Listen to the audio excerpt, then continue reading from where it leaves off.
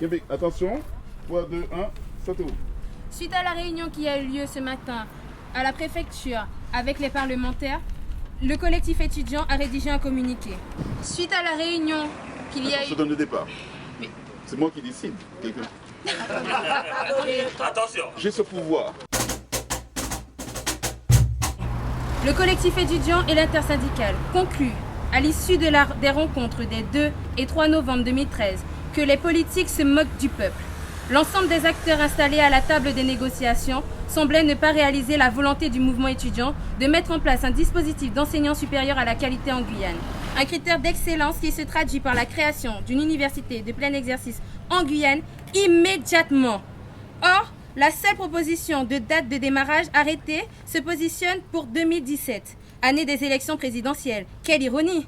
Cette date satisfait les intérêts personnels de la classe politique guyanaise, mais ne répond ni aux besoins immédiats des étudiants, ni aux exigences d'un développement concret du territoire. C'est la raison pour laquelle le collectif étudiant a pris la décision de quitter la table de cette dite négociation pour marquer sa détermination, tout comme sa désapprobation suivie de l'intersyndicale. Seul un soutien réel de la population guyanaise peut motiver la promulgation d'un décret en faveur d'une université de Guyane. Encore aujourd'hui, le collectif étudiant se retrouve seul face à un dialogue de sourds. Représentants de la jeunesse guyanaise, nous sommes lassés d'un discours prompt à surévaluer les obstacles à l'effort de notre pays. Nous menons une lutte légitime car nos richesses et notre potentialité nous sont estimées. Nous dénonçons le mépris général de la classe politique envers le collectif étudiant et l'intersyndical. Et de plus, nous pointons du doigt l'attitude insultante du président de région, qui est le principal partenaire de la construction de l'université en Guyane. Ensemble nous Kabriga, ensemble nous Kébriga, ensemble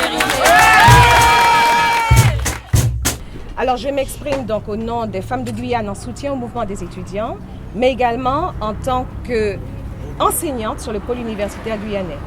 Alors je rebondis sur ce que l'étudiante a dit et je trouve formidable que les jeunes aient une analyse aussi poussée de ce qui s'est passé ce matin. On demande 2015, il faut que ce soit 2015, ce n'est pas un caprice. C'est parce qu'effectivement, comme les jeunes l'ont bien dit, il y aura des échéances électorales. Or, nous, ce mouvement et ce mouvement des étudiants, il est positionné en dehors de tout agenda électoral. Nous, tout ce qu'on veut, c'est quelque chose qui va permettre à cette Guyane-là enfin de démarrer. Alors, je suis navrée que des élus responsables aient l'impression de faire marche arrière et de dire que tout ce que Mme Fioraso a proposé est merveilleux. Mais on sait très bien que ça n'est pas vrai.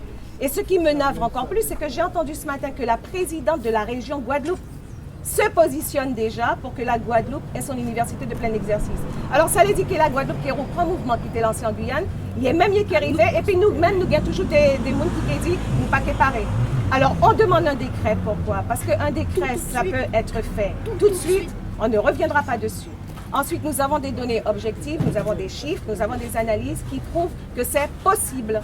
Alors tenir le discours que c'est pas possible, qu'on n'est pas prêt, c'est peut-être un discours avec des visées futur de ce qu'il adviendra de ce pays, je n'en sais rien. Mais en tout cas, moi j'aurais voulu que les parents, la population, que tout le monde comprenne que ce n'est pas un caprice des étudiants, que c'est vraiment un combat qui se joue là pour l'université de la Guyane. On a des chiffres, on a énormément d'étudiants qui attendent et qui sont en droit, c'est légitime. Ce n'est pas un cadeau qu'on nous fait. Ça fait 30 ans qu'on nous roule dans la farine. Donc il est temps que ça cesse et on a les moyens. Nous entendre dire qu'on ne peut pas, c'est faux.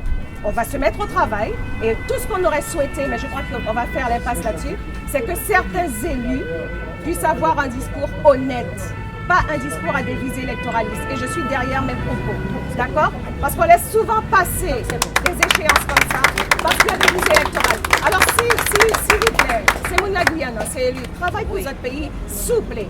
Nous avons demandé des autres ça. Nous ne pouvons pas regarder pour faire vote qui est assemblée, qui n'est pas assemblée.